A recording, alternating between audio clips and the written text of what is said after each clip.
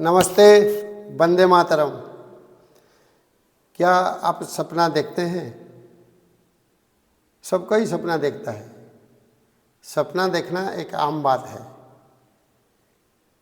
लेकिन ये सपना आखिरी होता है क्या? और सपना जो हम रात को देखते हैं वो कहाँ से आता है? तो इसके बारे में तरह तरह का सवाल है सभी का मन में। आखिर इसका राज क्या है? इससे बोलने से पहले मैं आज मनुष्य चेतना का जो अवस्था है, खासकर मांडुक्य उपनिषद में जिसका जिक्र किया गया है, मैं इसके बारे में बताऊंगा कि मनुष्य चेतना का जो स्टेट है, पहला उनका वर्किंग स्टेट है जागृत अवस्था। जागृत अवस्था क्या है? जो दिख रहा है, जो प्रत्यक्ष है, जो हम देख रहे हैं, ये फिजिकल वर्ल्ड को हमारे सामने है, जहाँ इंद्रिय काम करता है। मैं अभी बोल रहा हूँ, आप सुन रहे हैं, ये वर्किंग वर्ल्ड का हिस्सा है, जागृत अवस्था है। यहाँ पर मनुष्य खुद सब कुछ डायरेक्ट ज्ञान हासिल होता है उसका। दूसरा ड्रीम स्टेट, स्वप्न अवस्था, जो जब हम रात को सोते हैं उसी दौरान हम सपना सब देखते हैं। उसी समय ये जो खासकर बाहर का दुनिया से हमारा कट ऑफ हो जाता है, हम भीतर उतरते हैं, अंदर की दुनिया खोल जाता है। खासकर वो अवचेतन अचेतन मन का द्वार खोल जाता है और हम सपना देखते हैं। तीसरा सुषुप्ति, यानी कि डीप स्लीप स्टेट। वही समय आदमी क्या होता है, गाढ़ निद्रा में, यानी कि डीप स्लीप में वो चले जाता है। ना उसे कोई समय का ज्ञान होता है, ना कोई टाइम स्पेस, कुछ नहीं, अपना वजूदी का भी उन्हें याद नहीं उसी समय होता है। वो एक मरे हुए आदमी के तरफ वो पड़े रहता है, परम सुख और शांति आनंद। वहाँ पर कोई सपना नहीं होता है, लेकिन हम उसको कहते हैं डीप स्टेट। तो यही समय क्या होता है, गहरा नींद होता है। मानो कि जैसा आदमी हर रात मर जाता है, फिर नया जन्म होता है। जब ये नींद अगर बढ़ जाता है और इतना लंबा हो जाता है जिससे कि हम दोबारा जागृत अवस्था में नहीं आ पाते, तो उसको हमको मौत कहते हैं। तो वो एक छोटा सा मौत जैसा है। और चौथा अवस्था है जिसको कि उपनिषद में लिखा गया है तुरिया। तुरिया का अर्थ चतुर्थ। वो कोई खास अवस्था नहीं है मनुष्य का, लेकिन ये प्योर कॉन्शियसनेस है, शुद्ध चेतना है, जो कि ये तीनों स्टेट्स में है, तीन अवस्था में है। चाहे जागृत अवस्था हो, सुषुप्ति हो या सपना अवस्था हो, हर अवस्था में उसका मौजूदगी है। तो सपना अवस्था में भी जो हम रहते हैं, वो भी हम जो सपना देखते हैं वो झूठ नहीं लगता है। सपने सबको सच लगता है, क्योंकि उधर भी हम सपने अवस्था में है, लेकिन हम बाहर का दुनिया में हम नहीं रहते हैं। बाहर को दुनिया से हमारा कट ऑफ हो जाता है। जब रात को सोते हैं, शरीर उसी समय खामोश हो जाता है, लेकिन दिमाग चलता है, दिमाग बंद नहीं होता। और दिमाग का जो पर्दा खुल जाता है, खासकर अचेतन अवचेतन मन का, वहीं से सपना आता है। तो सपना बाहर से कभी नहीं आता है। सपना, आपका सपना आप ही का है, आपका सपना आपसे ही पैदा होता है। सपना खासकर अवचेतन मन या अचेतन मन से ही आता है। इसीलिए जो आप जागृत अवस्था में देख नहीं पाते हैं उसी को सपना लाकर दिखा देता है। जो दबी हुई इच्छा है जो आप दिन में देख नहीं पाते हैं वो सपना लाकर उसी समय दिखा देता है, सोने का समय वही सपना।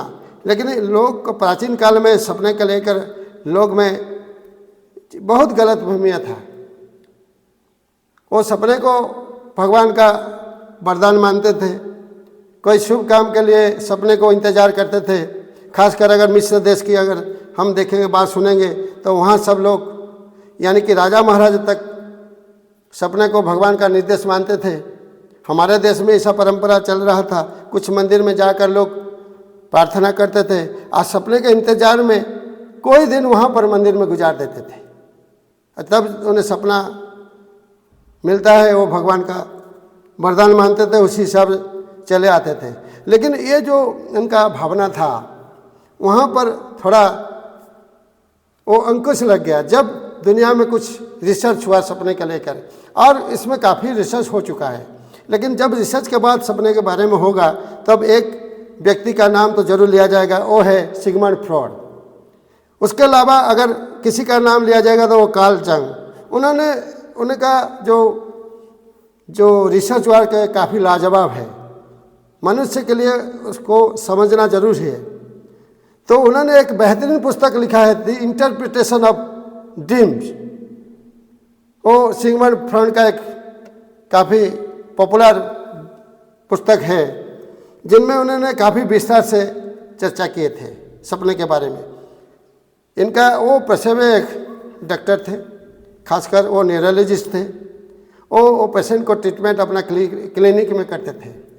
उसी दौरान उन्होंने जब उन्हें पता करने की कोशिश किया आखिरी इस बीमारी का जड़ क्या है, तो आजकल की डेट में देखेंगे तो मेडिकल साइंस काफ़ी डेवलपमेंट हो चुका है।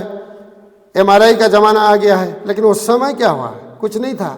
तो उन्होंने हर पेशेंट का हिस्ट्री वो लिखते थे, वो क्या सपना देखते थे, और उसे लेकर उन्होंने कितना रिसर्च किया है।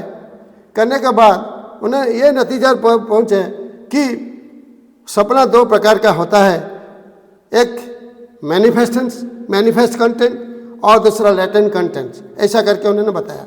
मैनिफेस्ट कंटेंट क्या है, जो आप जागृत अवस्था में देखते थे, अनुभूति करते थे, वो आपका माइंड में, अनकॉन्शियस माइंड हो, प्रीकॉन्शियस माइंड में वो स्टोरेज हो जाता है। खासकर प्रीकॉन्शियस माइंड में वो स्टोरेज होता है, फिर वो दोबारा सपने में दिखाई देता है। और जो लेटेंट कंटेंट है, खासकर गुप्त प्रसंग, वो कहाँ, वो अनकॉन्शियस माइंड में चला जाता है, वो पता नहीं चलता है। दबे हुए इच्छा शक्ति इस प्रकार का, आपका कमना बसना जो भी दबे हुए हैं, जो आप सामने नहीं लाना चाहते हैं, वो सपने के जरिए दिखाई देता है। ये सिगमंड फ्रॉइड का दर्शन है। तो उनके हिसाब से जो अनकॉन्शियस माइंड, अचेतन मन है, वो अगर समझना चाहिए तो उनका एक बेहतरीन उदाहरण मैं आपके सामने लाऊंगा।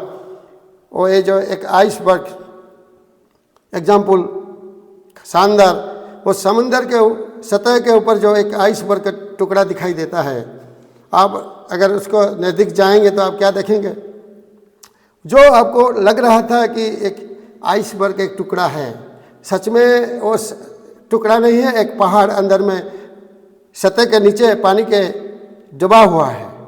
तो इस प्रकार के उदाहरण वो देते हैं। क्या वो जो दिखाई दे रहा है, मानो कि वो 10% पूरा माइंड का, वो जिसे कहते हैं कॉन्शियस माइंड, वो चेतन मन, वो दिखाई दे रहा है सिर्फ, लेकिन ज़्यादातर हिस्सा दिखाई नहीं दे रहा, पानी के सतह के नीचे है, जिसको वो 90% हिस्सा दिखाई नहीं दे रहा है, जो कि उसको क्या कहते हैं, प्री कॉन्शियस माइंड, पूर्व चेतन मन। और तीसरा क्या है, नीचे पूरा सतह के नीचे, वो अनकॉन्शियस माइंड। इसीलिए जो pre conscious mind is just like a bridge between the conscious mind and unconscious mind, उनका कहने का मुताबिक। लेकिन सपने आखिर कहाँ से आता है? यही दोनों अनकॉन्शियस माइंड और प्री कॉन्शियस माइंड से आता है। ये उनका कहने का मतलब है। अगर साफ तरीके से अगर आप उसको समझना चाहते हैं तो मैं और एक उदाहरण देना चाहता हूँ। आप कंप्यूटर को ले लीजिए। कंप्यूटर हमारे इंसान का ब्रेन जैसा है, तो वहाँ पर कंप्यूटर में जो मॉनिटर आप देखते हैं उसको मान लीजिए कॉन्शियस माइंड, वो आपका चेतन मन है, सब कुछ आप दिख रहे हैं। उसके अलावा और एक रैम, जिससे क्या होता है आपका कुछ जो सपना में देखते हैं, खासकर पुराने यादें, अनुभूति, सब कुछ वहाँ पर मौजूद है। जो राम का काम क्या है, राम में जो मौजूद है उसको वो फिर एक्सेस किया जा सकता है, वो मॉनिटर में लाया जा सकता है। कैसे? इसके लिए क्या करता है, सीपीयू की ज़रूरत है। सीपीयू वो प्रोसेसिंग करके वो मॉनिटर में छोड़ता है। वही काम ब्रेन में होता है जो प्री कॉन्शियस माइंड में है आपका पहले से। मान लीजिए एक पुराना घर आपका माइंड में है, आप उसको देख सकते हैं। थोड़ा बहुत अगर थोड़ा सा कोशिश करेंगे तो आप याद करेंगे और उसको आप देख सकते हैं। जागृत अवस्था में देखने जैसे आप देख सकते हैं, उसी को वो कहते हैं। और तीसरा एक हिस्सा है जो जिसको कि आप हार्ड डिस्क कहते हैं कंप्यूटर का, वो क्या है, अनकॉन्शियस माइंड, जो कि छुपा हुआ है। जो डाटा छुपा हुआ है, दिख नहीं रहा है, पता नहीं चलता है, वो बाद में पता चलेगा। अनकॉन्शियस माइंड है वो बाद में, जो छुपा हुआ है, जो डिजायर है, आपका आकांक्षा है, जो आप दबा कर रखा था, चाहे आपका इच्छा हो, कोई जिज्ञासा हो, जो भी है आप छुपा कर रखा है, वो दर्पण की भांति दिखाई देता है सपने में, वो झलक दिखाई देता है। तो जो आप छुपा रहे हैं वो दिखा रहा है, वो कहते हैं, ये सब कहते हैं सिगमंड फ्रॉइड। तो इनका हिसाब से अगर देखेंगे, लेकिन और एक खास बात मैं कहना चाहता हूँ कि इनके जो तत्व है उसको थोड़ा क्रिटिसाइज हुआ बाद में, लेकिन उनके तत्व से हट कर अगर देखेंगे, कार्ल जंग एक मशहूर साइकोलॉजिस्ट है, उनका रिसर्च भी काफ़ी हद तक समझना चाहिए, सबके लिए ज़रूरी है। तो वो जंग क्या कहते हैं, जंग कहते हैं कि मनुष्य का जो चेतना है वो भी 3 स्तर के बताते हैं। एक है कॉन्शियस माइंड, चेतन मन, बाकी अनकॉन्शियस माइंड को वो 2 हिस्से में बांटते हैं। क्या? एक हिस्सा पर्सनल कॉन्शियसनेस यानी कि व्यक्तिगत चेतना, और दूसरा कलेक्टिव कॉन्शियसनेस यानी सामूहिक चेतना। इस प्रकार के वो बांट देते हैं। तो इनका मुताबिक अगर आप किसी चीज़ को चेतन मन से देख सकते हैं, किसी आपका दिन में कोई आपका जागृत अवस्था है, जो अनुभूति है, जो आपका सब देख चुके हैं, उसको भी आप देख सकते हैं, वो आप चेतन मन का है। और सपने में वो उसको देख सकते हैं, वो क्या है, पर्सनल कॉन्शियसनेस, व्यक्तिगत चेतना। वो सबका अलग अलग है। सपना जैसा अलग अलग है, व्यक्तिगत चेतना भी अलग अलग है। सबका एक जैसा व्यक्तिगत पर्सनल कॉन्शियसनेस समान नहीं है। लेकिन खास बात उन्होंने बताया है, जो कि काफ़ी महत्व देने वाला बात है, कलेक्टिव कॉन्शियसनेस। ये एक न्यू कंसेप्ट उन्होंने बताया कि वो एक सामूहिक चेतन के बारे में बताया। खासकर अगर उदाहरण हम देंगे तो एक उदाहरण से आप एक मदर बोलते हैं, सभी को एक उसके बारे में मदर क्या है इसकी धारणा है। चेतना में आपका मदर शब्द का चेतना में कुछ अलग अलग नहीं है, सबके लिए एक है। अब एक और एक शब्द मैं कहूँगा, शैडो यानी कि छाया, वो भी सबका जहन में एक एक अलग अलग नहीं है, वो एक कलेक्टिव कॉन्शियसनेस का एक हिस्सा है, उनका कहना का मतलब। तो उन्होंने थोड़ा सा हट कर सिगमंड फ्रॉइड का दर्शन से, सपने को लेकर उन्होंने एक महत्वपूर्ण बात बताया, जो कि आत्मविकास, सेल्फ डेवलपमेंट की बात उन्होंने बताया है। आत्मविकास है तो जो आत्म बैलेंस के बारे में हमें उन्होंने बताया है, जो कि प्रतीकात्मक है, वो एक आध्यात्मिक एंगल को दर्शाता है। यही महत्वपूर्ण उन्होंने उदाहरण तरफ अगर हम देखेंगे तो एक बात, सांप को क्या देखते हैं, सिगमंड फ्रॉइड कहते हैं सांप का एक दबी हुई इच्छा शक्ति, यौन इच्छा शक्ति के बारे में दर्शाता है उनके हिसाब से। लेकिन वो क्या कहते हैं, कार्ल जंग कहते हैं सांप एक प्रतीकात्मक संदेश दे रहा है आपको। वो क्या है? वो सेक्सुअल डिजायर नहीं, वो कहते हैं परिवर्तन का संदेश दे रहा है आपको। आपका ऊर्जा के बारे में वो संदेश दे रहा है। आपका कोई स्पिरिचुअल यानी कि आध्यात्मिक जागरण के बारे में वो बता रहा है। इस प्रकार के इस सपने के बारे में बताया है। लेकिन सपने तो आप देखते हैं, लेकिन आपको कौन सा सपना क्या है उसको भी आपको जानकारी होना चाहिए। तो सपने तरह तरह का होता है। तो एक सपना के बारे में बताऊंगा, वो है साधारण सपना, जो कि नॉर्मल ड्रीम्स। वो क्या है? वो साधारण सपना जो आप रोजमर्रा के ज़िंदगी में आपका इंद्रिय से लेकर जो प्रकार की आपका तजर्बा है, एक्सपीरियंस है, अनुभूति है, जो आप देखते हैं, उसका कुछ हिस्सा आपका स्टोरेज होकर रह जाता है, अनकॉन्शियस प्री कॉन्शियस माइंड में चले जाता है खासकर। तो वहाँ पर जो रात को आपका इसका पर्दा खुल जाता है, शरीर बंद कर देता है अपना क्रिया, लेकिन जागृत अवस्था बंद हो जाता है, लेकिन दिमाग चलता है। सपना में दिमाग तेजी से चलता है। वो नॉर्मल सपने के हिसाब से दिखाई देता है। खासकर सपना कब आता है? रेम स्लीप के दौरान सपना ज़्यादा होता है। तो आपके सवाल आ रहा होगा कि रेम स्लीप आखिर क्या है? तो रेम स्लीप का मतलब है रैपिड आई मूवमेंट।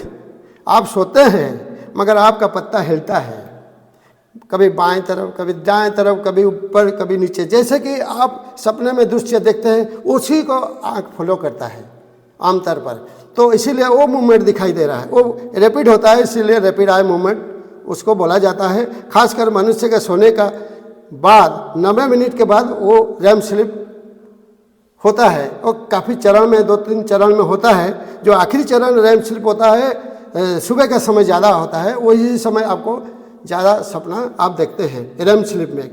ये उसी समय क्या होता है, आपका दिमाग तेज रहता है, दिमाग बहुत तेज़ी से चलता है। लेकिन गनीमत है कि उसी समय शरीर एक पैरालाइज मोड में आ जाता है टेम्पररी, वरना अंजाम कुछ दूसरा होता। ये भगवान का वरदान मान लीजिए। तो रेम स्लीप में ये नॉर्मल साधारण सपना होता है। और रेम स्लीप बहुत ज़रूरी है इंसान के लिए। आप बोलेंगे सुबह कि आज अच्छा नींद हुआ है, मतलब आप रेम स्लीप आपको हुआ है। और रेम स्लीप नहीं होने से आपका मन इधर उधर भटकेगा, सुबह के समय टेंशन बढ़ सकता है, आपका मन में अशांति होगा। तो इसीलिए रेम स्लीप सबको ज़रूरी है। और ख़ासकर ज़्यादातर सपना वही समय आता है। दूसरा एक सपना है लूसिड ड्रीम्स। लूसिड ड्रीम्स क्या होता है? जहाँ तक लूसिड ड्रीम्स की बात होता है ना, एक महत्वपूर्ण नाम सामने आ जाता है। कौन? Doctor Stephen LaBerge. वो बड़े साइकोलॉजिस्ट हैं। वो क्या, उनका जो रिसर्च है वो इस संदर्भ में लूसिड ड्रीम्स में काफ़ी महत्वपूर्ण है। लूसिड ड्रीम्स क्या होता है? उसी समय लगता है जागृत सपना जैसा दिखाई देता है। जो सपना देख रहा है उसको पता होता है कि वो क्या देख रहा है। अगर सोता है, लेकिन सोने के बावजूद उसको पता चलता है कि क्या क्या हो रहा है। जागृत सपना वो देखता है और उसको बदला भी जा सकता है, उसका मॉडिफिकेशन किया जा सकता है। वही लूसिड ड्रीम्स का खास बात है। लेकिन उसी लूसिड ड्रीम्स जो उसको लोग मजाक में लेते थे, हल्का में लेते थे, वो एक कहानी की तरह वो सोचते थे। लेकिन उसका जो रिसर्च हुआ और डॉक्टर स्टीफन लाबर्ग ने स्टैनफोर्ड यूनिवर्सिटी में उसको प्रूव करके दिखाया लेबोरेटरी में, तब उसका पर्दाफाश हो गया। उसके हकीकत के बारे में सबको पता हो गया कि लूसिड ड्रीम्स आखिर है क्या। और एक सपना है जिसे हम कहते हैं दुःसपना, नाइटमेयर। अक्सर सभी का जिंदगी में कम वो होता है, डरावना सपना जिसे कहते हैं। हम डर का खौफ, कभी एक्सीडेंट का सामना हो जाता है इसी सपने में।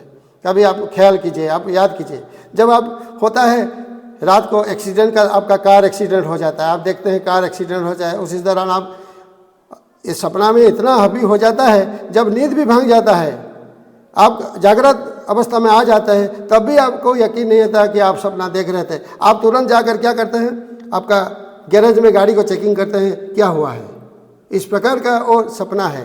डर और भय का वो दिखाता है कुछ। तो ये सब डरावना सपना नाइटमेयर आ सकता है। वो किस नहीं, वो भी एक उसको खासकर वही भी राम स्लीप के दौरान आता है। तो ये सपना नाइटमेयर, दुःस्वप्न, इसको भी लूसिड ड्रीम में बदला जा सकता है अगर हम सही तरीके से उसको हमारा जीवनचर्या जो इसको मानेंगे, सही समय खाना खाएंगे, सोएंगे, कुछ ध्यान करेंगे सोने से पहले, दिन के समय भी कुछ ध्यान करेंगे, तो ये जो आप जो कहते हैं रिकरिंग ड्रीम्स, उसको आप तहकीकात करेंगे। जो सपना दिखा था उसे वो क्या रियलिटी में कुछ हुआ क्या, उसको अगर हम फॉल्स मान लेंगे तो वो कुछ नहीं। तो इसे नाइटमेयर में घबराने की कोई ज़रूरत नहीं। और एक ड्रीम्स है रिकरिंग ड्रीम्स।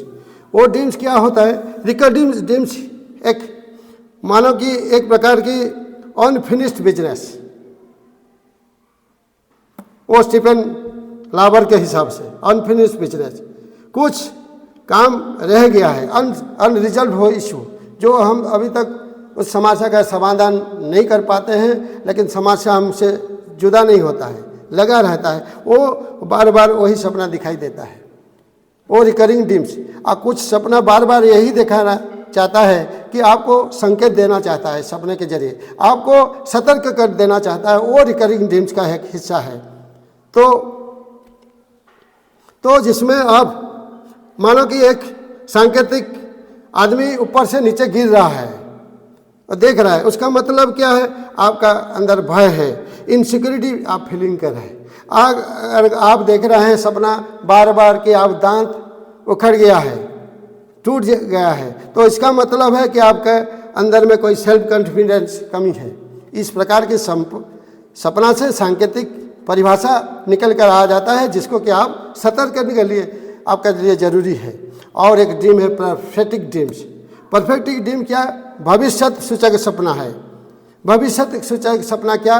पहले से ही आपको भविष्य के बारे में सूचना दे देना, इंडिकेशन देना। उदाहरण तौर पर हम देखेंगे तो अमेरिका का राष्ट्रपति अब्राहम लिंकन उनके दोस्त को बताए थे कि मरने से कुछ दिन पहले वो बताए थे कि जब उन्होंने व्हाइट हाउस गए तो वहाँ पर रोने का आवाज़ सुना, तो जाकर वहाँ पर देखे तो कफिन में एक आदमी का डेड बॉडी था। तो उन्होंने पूछा अपने गार्ड को, ये क्या है, किसका? ने गार्ड ने बताया कि राष्ट्रपति का हत्या हो गई। ठीक कुछ दिन बाद राष्ट्रपति का हत्या हो गया। अब्राहम लिंकन का यही एक प्रकार परफेक्टिक ड्रीम्स है। कभी कभी साइंटिफिक एंगल से अगर देखेंगे परफेक्टिक ड्रीम्स का उदाहरण अगर देखेंगे तो वो काफ़ी बहुत है। आपका एक मैथमेटिशियन का नाम ले लूँगा, श्रीनिवास रामानुज। वो जब मैथमेटिक्स का फार्मूला निकालते थे, वो सपने में उसका इंडिकेशन मिलता था।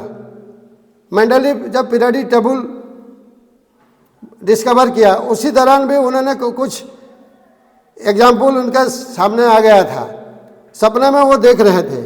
तो वो प्रकार भी एक उदाहरण वो परफेक्टिक ड्रीम्स में दिखाई देता है। कभी कभी लगता है आप एक सपना देख चुके हैं कि रात को कि आपका एक्सीडेंट हुआ है, एक्सीडेंट का जब सपना आप देखे हैं और ठीक अगले दिन आपका बस्ती में कोई एक्सीडेंट हो गया, तो आप इसको जोड़ देते हैं, क्या कहते हैं? ओके, अब सपने में हम देख चुके हैं ये वाला जो एक्सीडेंट हम देख चुके हैं रात को। तो कभी कभी वो एक इत्तेफाक भी हो सकता है, कोइंसिडेंस भी हो सकता है, लेकिन परफेक्टिक ड्रीम्स का मतलब है आपको सतर्क कर देना। ये प्रकार का ड्रीम आ रहा है जिसमें आपको एक प्रकार की इंस्पिरेशन मिल सकता है। और एक है डे ड्रीम्स, दिवा सपना, दिन में सपना, डे ड्रीम्स, यानी वेकिंग स्टेट में आप जागृत अवस्था में, कॉन्शियसनेस स्टेट में, जागृत अवस्था में ये प्रकार का ड्रीम दिखते हैं। सो adult spend 47 to 50% working hours towards daydreaming as per some research work। ज़्यादातर समय वो एडल्ट डे ड्रीम्स में समय दे देते हैं, लेकिन इससे उनको प्रेरणा मिलता है, कुछ सुकून मिलता है, कुछ हद तक वो सही है, खराब नहीं है। लेकिन ज़्यादातर डे ड्रीम्स भी इंसान के लिए सही नहीं है। वो क्योंकि वो इसमें प्रैक्टिकल यूटिलिटी कम रह जाता है। और एक प्रकार का ड्रीम्स है फॉल्स एवेकनिंग, यानी झूठ जागरण। आप रात में सोते थे और आप लगता है कि आप उठ गए हैं, आप जागृत अवस्था आ गए हैं, लेकिन और आप ब्रश कर रहे हैं, आप मुंह धो रहे हैं, आप ब्रेकफास्ट कर रहे हैं, ऐसा लगेगा, लेकिन सच में आप सो रहे हैं, अभी तक आपका जागरण नहीं हुआ है। इसको हम फॉल्स एवेकनिंग कहते हैं, झूठ जागरण कहते हैं। वो रेम स्लीप का हिस्सा नहीं है। इसीलिए इस प्रकार की तरह तरह सपना हम जिंदगी में देखते हैं। जीवन में तो सपना देखना बहुत बड़ा बात नहीं है, हर कोई सपना देख सकता है, तो इसमें घबराने की कोई ज़रूरत नहीं है। सपना को आप ज़्यादा महत्व मत दीजिए। सपना ज़्यादातर आप याद नहीं रख पाते हैं।